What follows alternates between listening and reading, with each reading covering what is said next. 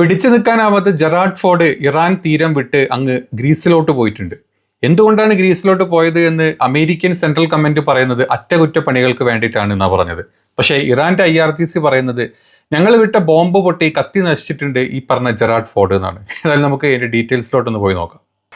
ഇറാനെ ചുട്ടരിക്കാനെന്നും പറഞ്ഞിട്ട് അമേരിക്ക കെട്ടിവലിച്ചു കൊണ്ടുവന്നിട്ടുള്ള കപ്പലായിരുന്നു USS ജെറാർഡ് ഫോർഡ് അല്ലെ. ലോകത്തിലെ തന്നെ ഏറ്റവും വലിയ വിമാനവാഹിനി കപ്പൽ. അതുമാത്രമല്ല ആണവ ആയുധങ്ങൾ വരെ അടങ്ങിയിട്ടുള്ള ഏകദേശം 10-50,000-ഓളം വരുന്ന പട്ടാളക്കാരുമായിട്ട് 90-ൽ പരം യുദ്ധവിമാനങ്ങളുമായിട്ട് കെട്ടി എഴുന്നള്ളപ്പെട്ട കപ്പലിൻ്റെ അവസ്ഥയാണ് നമ്മൾ ഈ പറയുന്നത്. കഴിഞ്ഞ കുറച്ച് ദിവസങ്ങളായിട്ട് IRGC പറഞ്ഞിട്ടുണ്ടായിരുന്നു ഞങ്ങൾ വിട്ടിട്ടുള്ള പല മിസൈലുകളും ഈ കപ്പലിൽ പതിച്ചിട്ടുണ്ടെന്നും ഇതിൽ പല പേരും മരിച്ചിട്ടുണ്ട്, പല ആളുകൾക്ക് ഗുരുതരമായിട്ടുള്ള പരിക്ക് ഒക്കെ പറ്റിയിട്ടുണ്ട്. പക്ഷെ അന്നൊക്കെ അമേരിക്കയുടെ സെൻട്രൽ കമാൻഡിന്റെ സൈഡിൽ നിന്ന് വന്നിട്ടുള്ള റിപ്പോർട്ട് എന്ന് പറഞ്ഞാൽ ലോണ്ട്രിയിൽ ഉണ്ടായിട്ടുള്ള ഒരു തീപിടുത്തം മാത്രം, അത് പെട്ടെന്ന് അണയ്ക്കാനും പറ്റി. അത് മാത്രമല്ല 2 പട്ടാളക്കാർക്ക് മാത്രം ചെറുതായിട്ടൊക്കെ ഒന്ന് പൊള്ളലേറ്റിട്ടുണ്ട്. അവർക്ക് മെഡിക്കൽ ട്രീറ്റ്മെന്റ് ഞങ്ങൾ കൊടുത്തുകൊണ്ടിരിക്കുന്നുണ്ട്.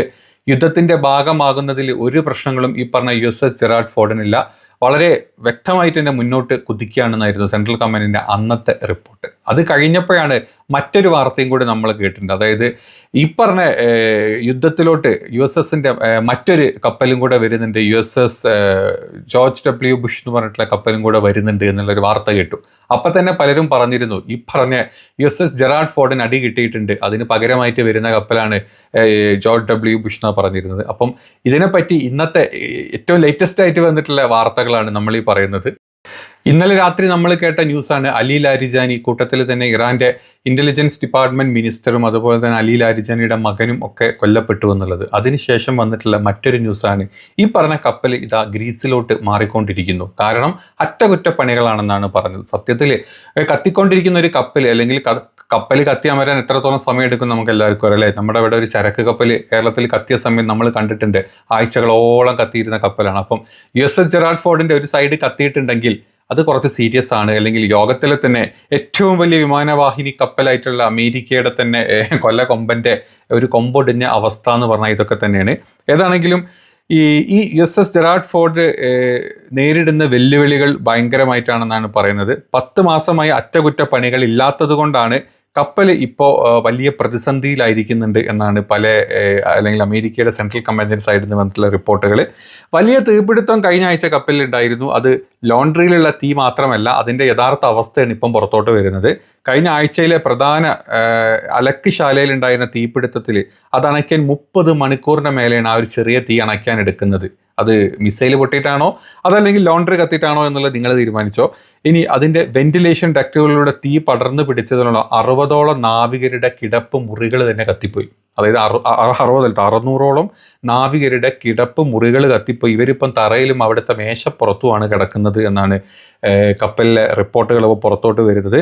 അതുമാത്രമല്ല ഇതിൻ്റെ പൊള്ളലേറ്റിട്ടും അവിടുത്തെ ഭയങ്കരമായിട്ടുള്ള പുക ശ്വസിച്ചിട്ടും 200ഓളം നാവികർക്ക് ചികിത്സയിലാണ് കഴിയുന്നത്. ഇതിൽ എത്ര പേര് മരിച്ചു എന്നുള്ള റിപ്പോർട്ടുകളൊന്നും വരെ പുറത്തോട്ട് വന്നിട്ടില്ല. മറ്റു ചില ആളുകളെ അടിയന്തരമായിട്ട് കപ്പലിൽ നിന്ന് മാറ്റിയിട്ടുണ്ട്, വലിയ ഹയർ ചികിത്സ കൊടുക്കാനെന്നും കൂടെയുള്ള റിപ്പോർട്ടുകൾ ഇപ്പം പുറത്തോട്ട് വരുന്നുണ്ട്. ഇനി യന്ത്ര തകരാറുകളെ പറ്റി പറയുകയാണെങ്കിൽ കപ്പലിനെ മലിനജല സംവിധാനം, അതായത് സീവേജ് വാട്ടർ സിസ്റ്റം അടിക്കിടെ പരാജയപ്പെട്ടുകൊണ്ടിരിക്കുകയാണ് ഇപ്പം. അതുകൊണ്ട് തന്നെ 4500-ലധികം വരുന്ന ജീവനക്കാർക്ക് ഉപയോഗിക്കാൻ 650 കക്കൂസ്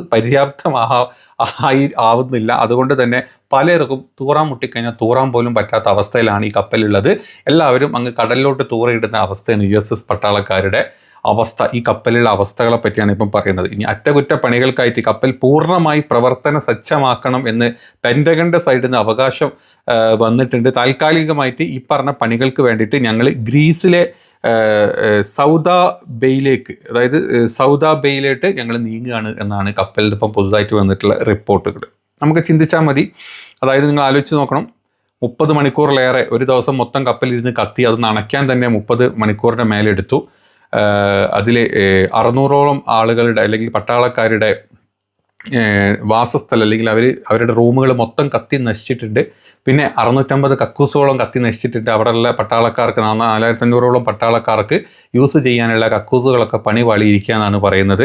ഇനി അതുമാത്രമല്ല 200ഓളം പട്ടാളക്കാർക്ക് ഗുരുതരമായിട്ടുള്ള ചികിത്സ നടക്കുന്നുണ്ട്, കുറേ പേരെ കപ്പലിൽ നിന്ന് മാറ്റുന്നുണ്ട് എന്നുള്ള റിപ്പോർട്ടുകൾ വന്നിട്ടുണ്ട്. അപ്പോൾ ഇതൊക്കെ കൂടെ കൂട്ടി വായിക്കുമ്പോൾ നമുക്ക് ആലോചിച്ചാൽ മതി, ലോണ്ട്രി മുറിയിലെ തീപിടുത്തമാണോ ഈ അത്യാധുനിക അല്ലെങ്കിൽ അത്യാഡംബര, അതായത് ആഡംബരം എന്ന് പറഞ്ഞാൽ യുദ്ധാഡംബരം കേട്ടോ, അല്ലാണ്ട് നമ്മൾ മറ്റേ ലക്ഷറി അല്ല ഉദ്ദേശിച്ചത്. യുദ്ധാഡംബരം അമേരിക്കയുടെ തന്നെ പ്രതിച്ഛായ കാണിക്കുന്ന ഈ ഒരു കപ്പൽ വെറും ഒരു ലോണ്ടറി തീയിൽ പിടിക്കാനുള്ളതും കത്താനുള്ളതും അല്ല എന്നുള്ളത് വ്യക്തമാണ്. അത് ഇറാൻ്റെ ഈ കൊറംഷെയറോ അതല്ലെങ്കിൽ ഖൈബറോ അതല്ലെങ്കിൽ മറ്റേ ഏതോ സെജ്ജിലെ ഏതോ ഒരു മിസൈൽ അവിടെ നല്ല സ്ട്രോങ് ആയിട്ട് വീണിട്ടുമുണ്ട്. കപ്പലിന് നല്ല കേടുപാടുകൾ പറ്റിയിട്ടുമുണ്ട്. ഇത് പുറത്ത് പറയാൻ അമേരിക്കക്ക് ഒരു കാലത്ത് സമ്മതിക്കില്ല. കാരണം അത്രയും വലിയൊരു അടിയാണ് അമേരിക്കനെ സംബന്ധിച്ച് ഈ ഒരു കാര്യം. കാരണം ഞങ്ങൾക്ക് 2 കപ്പൽ US പ്രസിഡന്റ് പറയുന്നത് പറയുമ്പോൾ അവർ beautiful armada coming to heading to Iran എന്നാണ് പല പല വേദികളിൽ തിരിച്ചും മറച്ചും പറയുന്നത്. ആ ബ്യൂട്ടിഫുൾ അഹമ്മദിൻ്റെ മൂട്ടിൽ തീ പൊട്ടി അല്ലെങ്കിൽ മിസൈൽ പൊട്ടി എന്നുള്ളത് സമ്മതിച്ചു തരാൻ ട്രംപിന് കുറച്ച് ബുദ്ധിമുട്ടുകൾ ഉണ്ടാവും.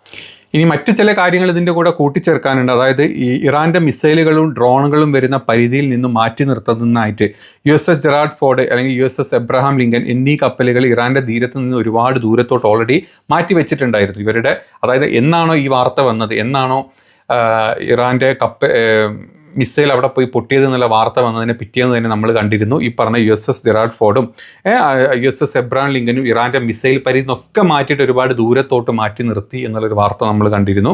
ഇത് ഇറാൻ്റെ ഭീഷണി തന്നെ. അതായത് റെഡ് സീയിൽ ഈ കപ്പൽ സഹായിക്കുന്ന എല്ലാ കേന്ദ്രങ്ങളും തങ്ങളുടെ സൈനിക ലക്ഷ്യങ്ങളാണ് എന്ന് ഇറാൻ വ്യക്തമാക്കിയിട്ടുണ്ട്. അതുകൊണ്ട് തന്നെ ഈ സൈനിക ലക്ഷ്യങ്ങളിൽ നിന്നെല്ലാം ഇറാൻ തലക്കും മുറക്കും എന്ന് പറഞ്ഞ പോലെ ഈ കപ്പലിലോട്ട് മിസൈലുകൾ വിട്ടിട്ടുണ്ട്. അതുകൊണ്ട് തന്നെയാണ് ഇപ്പം ഓടി ഒളിച്ചിരിക്കുന്നത്.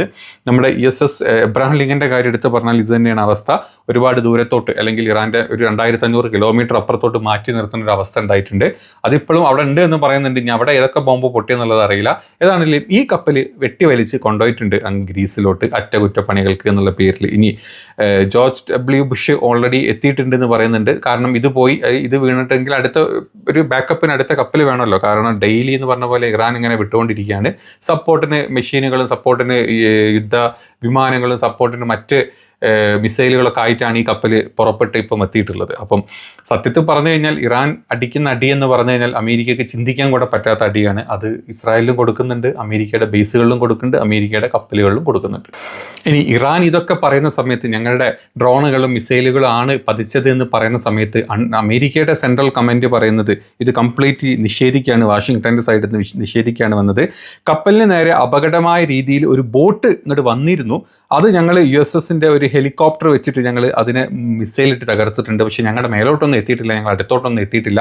പിന്നെ ഒരു ഡ്രോൺ വന്നിരുന്നു, അത് ഞങ്ങൾ F-35 വെച്ചിട്ട് തടുത്തിട്ടുണ്ട്. പിന്നെ 1-2 മിസൈലുകളൊക്കെ വന്ന സമയത്ത് ഞങ്ങളുടെ ഇൻ്റർസെപ്റ്റേഴ്സ് വെച്ചിട്ട് ഇതിനൊക്കെ തകർത്തിട്ടുണ്ട്. കപ്പലിലോട്ട് ഇതൊന്നും വീണിട്ടില്ല എന്നാണ് USSൻ്റെ സെൻട്രൽ കമാൻഡ് പറയുന്നത്. അകത്ത് അറിയാണ്ടുണ്ടായി പോയിട്ടുള്ള തീപിടുത്തം മാത്രമാണ്. ഇനി അതായത് ഈ ലോണ്ടറി റൂമിലുണ്ടായിട്ടുള്ള ചെറിയ തീപിടുത്തമാണ് എന്നാണ് അമേരിക്കൻ സെൻട്രൽ കമാൻഡ് ഇതിനെതിരെ സംസാരിക്കുന്നത്. അപ്പോൾ വീഡിയോ ഇഷ്ടപ്പെട്ടില്ലേ, ലൈക്ക് ചെയ്യുക. ഇത്തരത്തിലുള്ള അപ്ഡേറ്റുകൾ നമ്മൾ മാക്സിമം പറ്റുന്ന രീതിയിൽ നിങ്ങളുടെ അടുത്തോട്ട് എത്തിക്കുന്നതായിരിക്കും. അപ്പോൾ അടുത്ത വീഡിയോയിൽ കാണാം. ബൈ.